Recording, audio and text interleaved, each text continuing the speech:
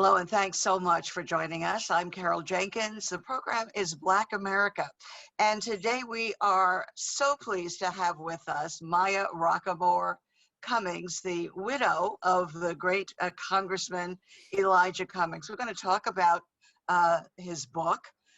We're Better Than This is the title of it. And, you know, as I am reading it, Maya, thank you so much for being with us. And, you know, these days I am not so sure we're better than this. Are you still confident that we are? We're in such a fight for our democracy, and we certainly need Elijah. And I'm so glad that we have his story and his words. Are you confident that we are better than this? Thanks for having me on, Carol. I actually am confident. I think that Elijah is right when he calls for we're better than this. He's saying that, you know, we know what's right and wrong. And we've been through challenges before as a nation. In the own arc of his own story, he saw how if you challenge the system and hold it accountable, like the civil rights movement did, that you can actually transform lives and create a more perfect union. And so he believed that if we did it before, we can do it again. And I am holding out all hope, and also, of course, prayers to God, that the American people see what's at stake in this fall election season. Right, many, many prayers to God, because as you and I record this, the hearings in the Senate Judiciary Committee are taking place to replace Justice Ruth Bader Ginsburg, another great loss of ours these recent times. What are your thoughts on, you know, on that, on what is being attempted, you know, in the Supreme Court as we speak? So the Republican Party knows that they are in a minority, that their views on the world and what this country should be is declining in terms of popularity. And so they have determined by hook or by crook, and I emphasize the word crook, to do everything that they can in their power to hold on to power, even if they, you know, lie to the American people, even if they trample on the Constitution, even if they, you know, destroy democratic norms. And so what we're seeing today in terms of, in this week, in terms of the confirmation of Amy Coney Barrett is the same. It's more of the same.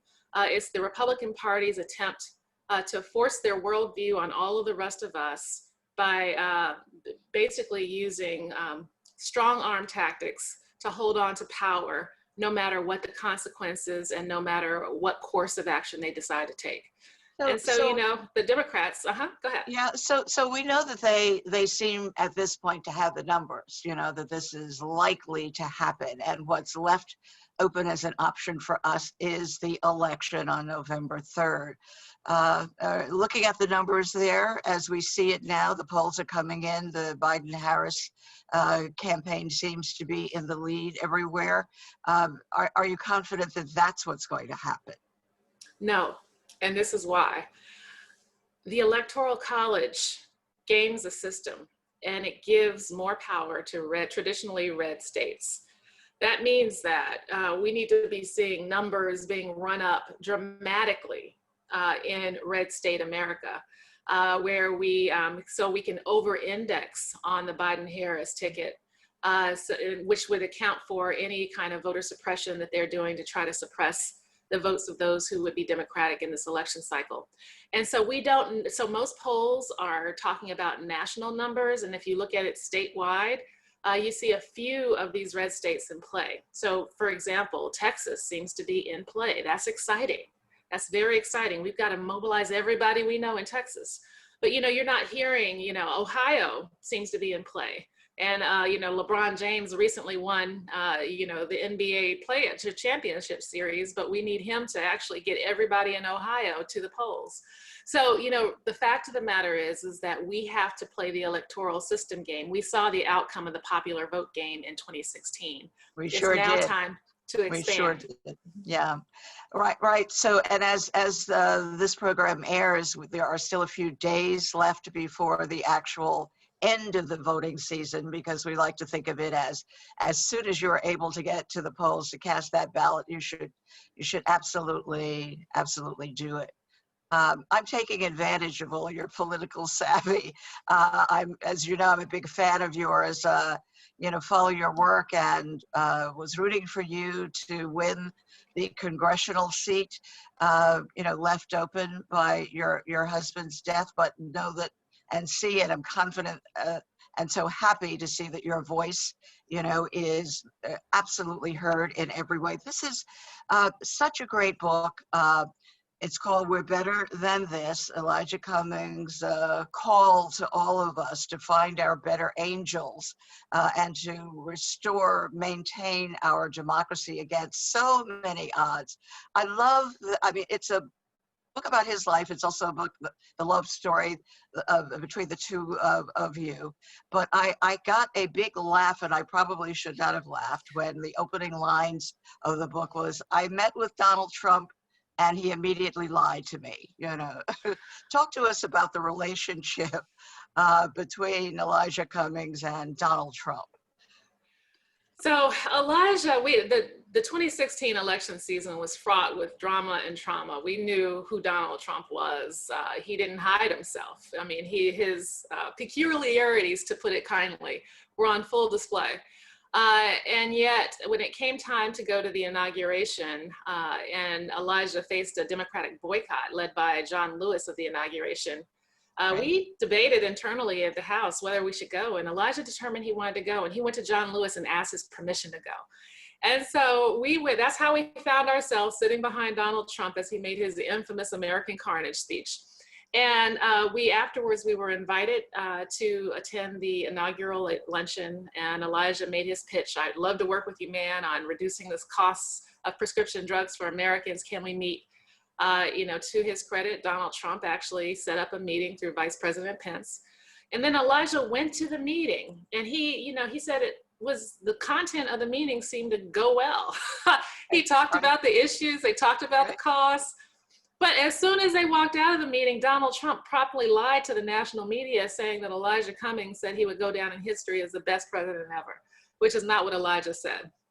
And so Elijah, of course, knew that this man was not to be trusted, but, he personally felt that, he took the measure of the man, and he found his character sorely lacking.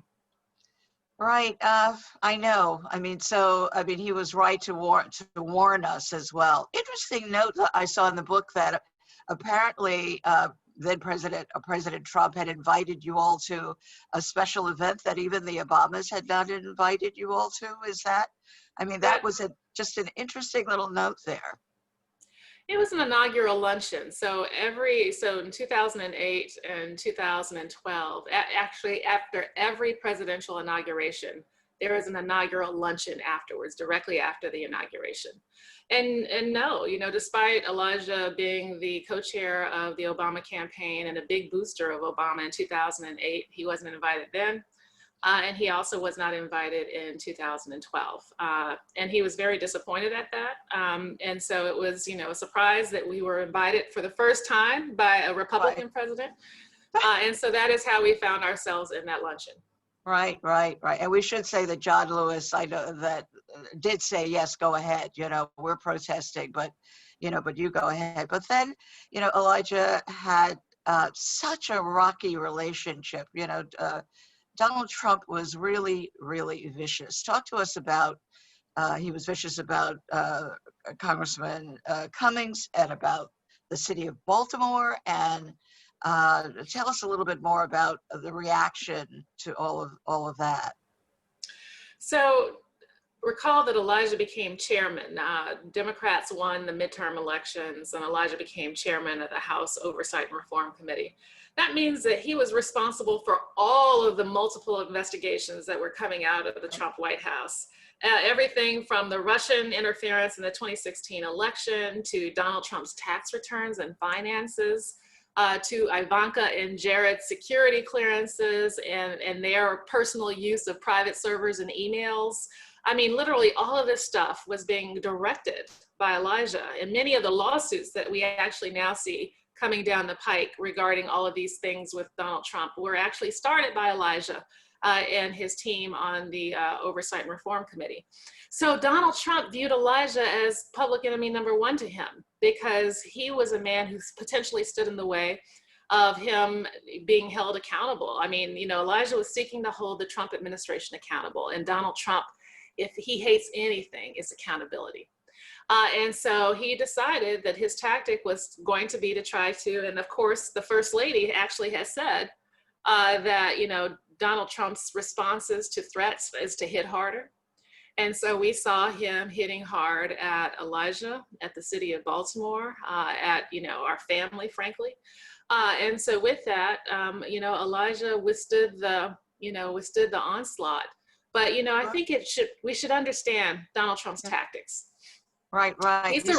You say at the family were there. I'm hoping there were not personal threats leveled by anyone because Were personal threats. So we got all of that. We got the trolls that were making threats through social media. We got phone calls, and it was just crazy. It was nasty. It was ugly. It was crazy. And of course, we can't ignore Trump's language. His language was one of, you know, dehumanization when he talked about Baltimore and the people of Baltimore, comparing, you know, us to insects and to being non-human. And we have to understand the danger of that kind of dehumanization language. He's used it with Latinos at the border. He's used it to describe protesters. He's used it to describe people living in and around American cities like Baltimore. And there is a purpose for it. And Maya, he's also used it most recently against Kamala Harris, you know, after the debate, calling her a monster. So I think that we saw the prelude to some of the behavior now, you know, then. This book, it's such an interesting, because books take a long time, and that is really, really hard work. And I understand you're working on your book as well that'll be out next year about systemic racism, and we're, you know, definitely waiting on that. The title again is it Rageism? Or is that what's the? It's rageism. Right. I mean, so we've got work to do, and certainly we've seen rage all across this country on both sides. But we have to get beyond that toward a future that embraces diversity, equity, and inclusion. And that means dismantling systems that leave people out. So, and we are eagerly, you have to come back for that book as well. We have a few more minutes. I want to talk about the making of this book. Elijah Cummings was not well as much of this book was being written. Talk to us a little bit about his physical struggle and his determination to continue on, as we find out in the book, with a great deal of pain. So you all should know that he wasn't well for, 25 years in the sense of having full and complete health. He was diagnosed more than 25 years ago with a life-threatening cancer, thymic cancer. And he continued to push. I mean, he continued to live life. He kept it very quiet because he knew that the political vultures were always circling. And so with that, he decided that he wasn't going to let that diagnosis be his political death sentence, if you will. He felt like he had a lot to contribute to life. And he did. He went on to, of course, run for Congress and win. He became a very powerful chairman of a House committee. And he, the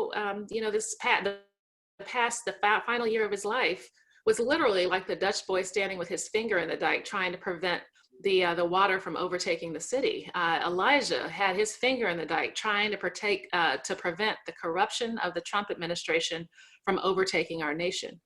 And so in the last year, it was especially painful because, with all of the stress, I think the stress and the strain of the things that he was trying to fight against, I think that it caused a toll. It took a definite toll on his body.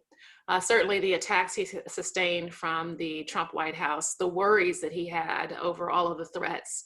I mean, all of those things, I think, took a toll on his body in a way that I think probably accelerated his death. And so with that, he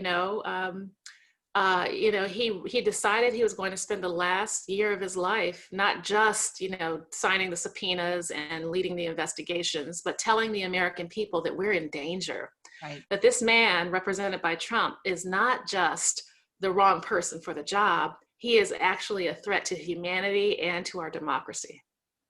Well, we absolutely are seeing evidence of that, and we thank Elijah. We always believed him, but it's as with this country now, so much of what was expected by our democracy, by the rules that we find out were just followed by only men. So far, we've only had male presidents, who followed the rules, and that you could break out almost every conceivable rule in the book and still remain in the White House. So is an extraordinary lesson for all of us.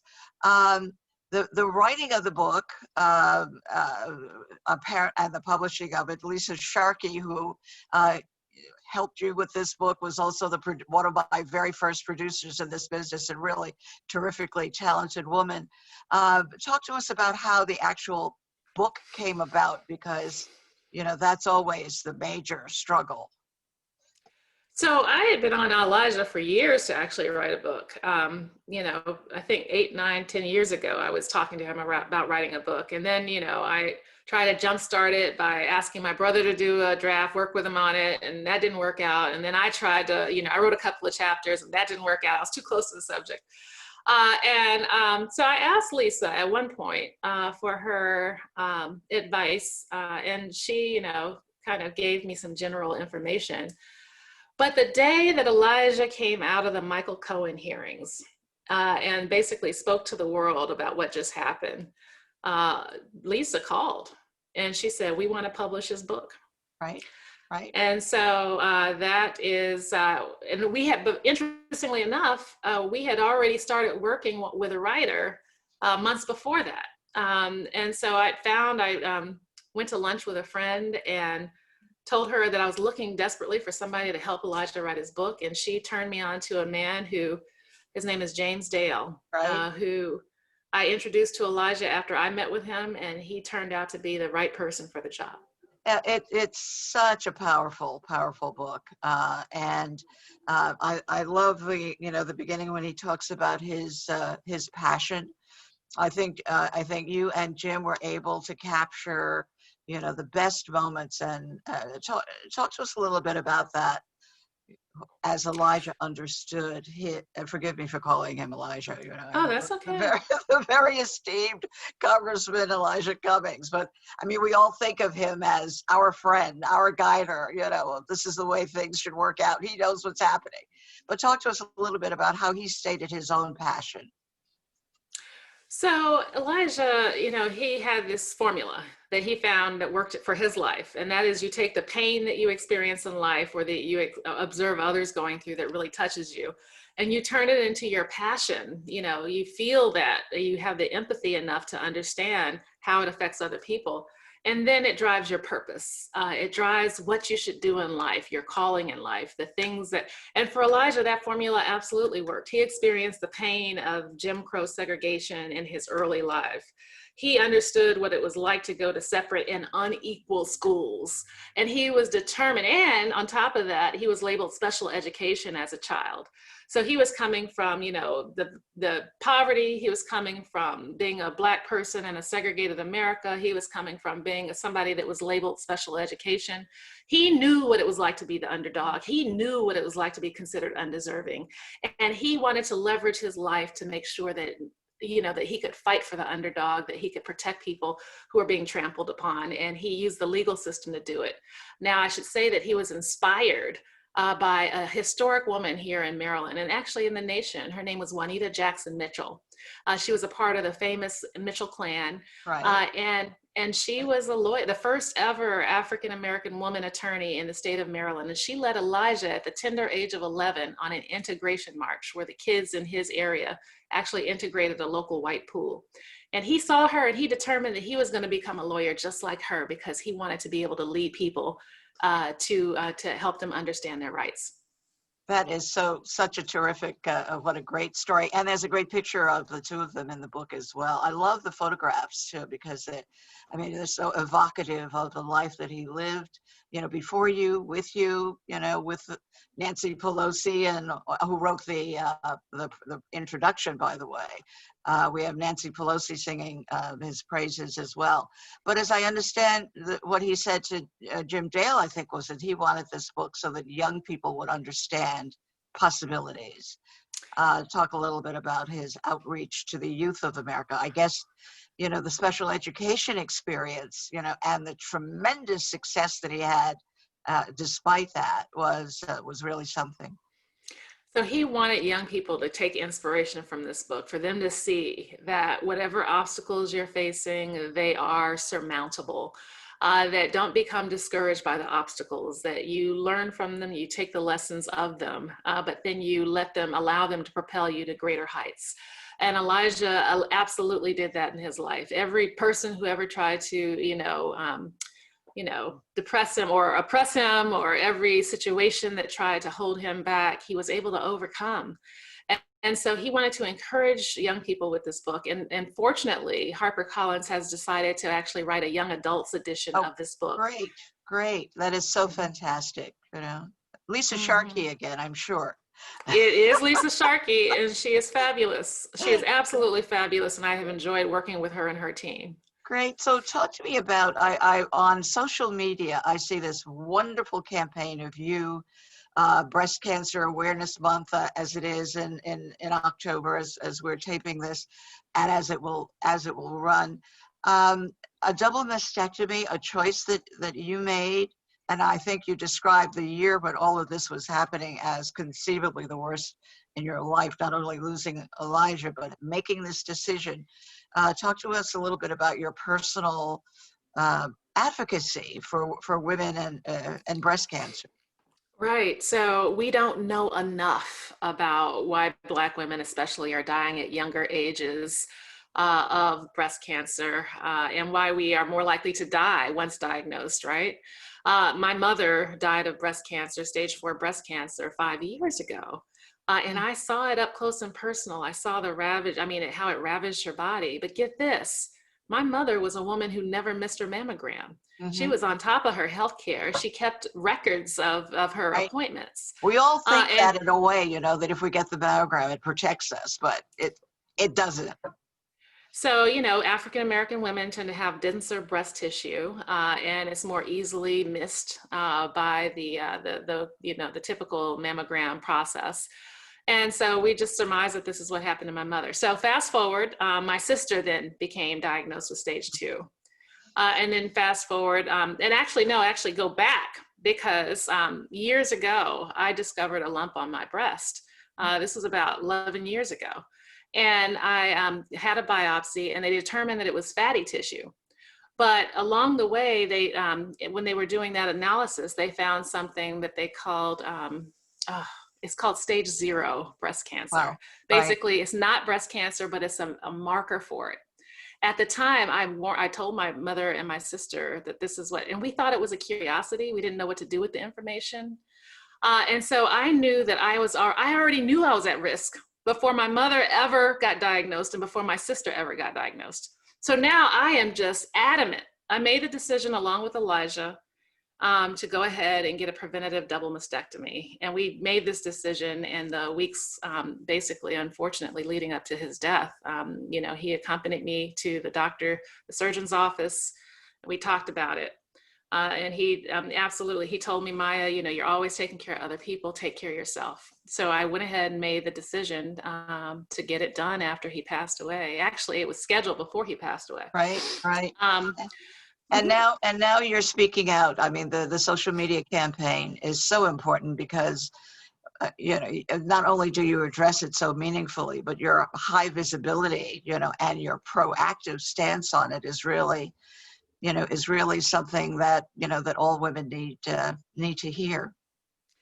So African-American women, all women need to hear this. We have to be vigilant. We have to do self-exams. We have to, get our annuals. There are some new technologies out there that if you're afraid of radiation, that you may explore about detection. But we also have to take care of ourselves. We have to hydrate. We have to exercise. We have to, have good nutrition. African-American women, I think, are especially at risk because we carry excessive levels of weight. 82% of us are overweight or obese. And so we have to just focus on maintaining not just physical health, but also emotional and spiritual health as well. Well, thank you so much, Maya Rockeymoore Cummings, we should say Dr. Cummings, an advocate, the widow of the great Elijah Cummings, the congresswoman who was chair of the Oversight and Reform Committee. The book is fantastic. We're better than this. And Maya, thanks so much for being with us today. And thanks to you all out there for watching as well. I'm Carol Jenkins. The show is Black America.